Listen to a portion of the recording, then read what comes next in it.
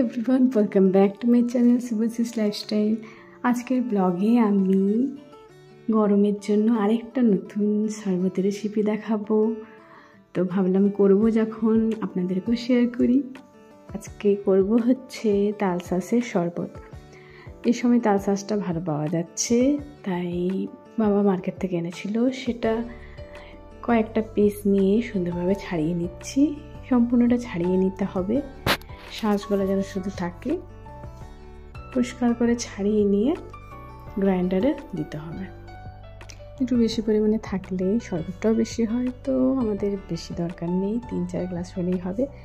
তো তার জন্য যতটা দরকার নিয়ে নিয়েছি। শাঁসগুলো সুন্দরভাবে ছাড়িয়ে নিচ্ছি। একটু সমস্যা লাগে, আস্তে আস্তে ছাড়াতে হচ্ছে। সহজেই ছেড়ে যাচ্ছে এরকম তো না, একটু টাইম লাগে, নরম জিনিস। তো যাই হোক, সম্পূর্ণভাবে ছাড়িয়ে নিয়েছি। এরপরে এই শাঁসগুলো সবটা গ্রাইন্ডারের পাত্রে দিয়ে দেব, রেখে গ্রাইন্ড করতে হবে। গ্রাইন্ডারের পাত্রে দিয়ে সবটা দিয়ে পরিমাণ মতন জল লাগবে। জলটা ঠান্ডা জলেই দেব, আর বরফ দেবো না ওপর থেকে, কেন কি এমনিতে ফল তো এমনিতে ঠান্ডা হয়। তালশাঁসটা এমনিতে ফ্রিজে রাখা ছিল, এনে নিই।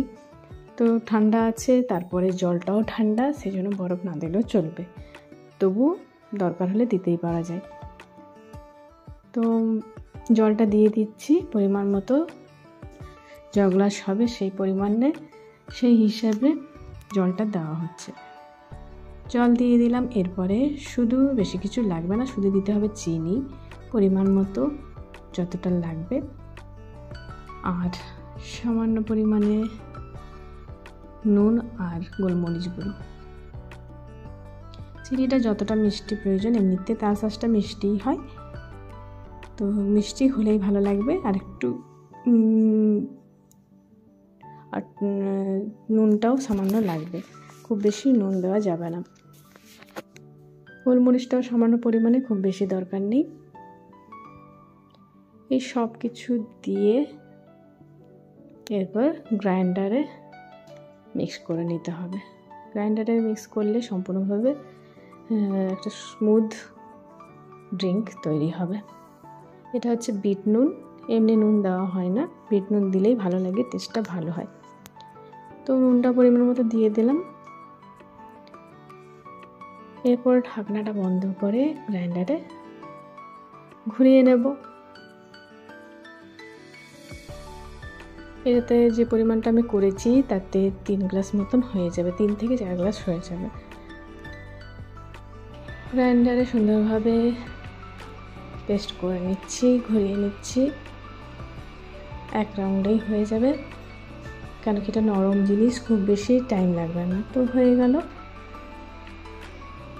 এরপর এটাকে সার্ভ করব গ্লাসে, আর তারপরে টেস্ট করে জানাবো কেমন হয়েছে। এই গরমে সবাই এগুলো ট্রাই করতে পারেন, তাই আমি সবাইকে শেয়ার করছি। সবাই এগুলো কম বেশি খেয়েই থাকে, তাই বাড়িতে আনা হয় সকলেরই।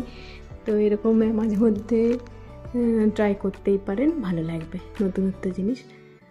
তো সার্ভ করে নিলাম 2 গ্লাসে, আপাতত 3 গ্লাস মতন ঠিকঠাক হবে।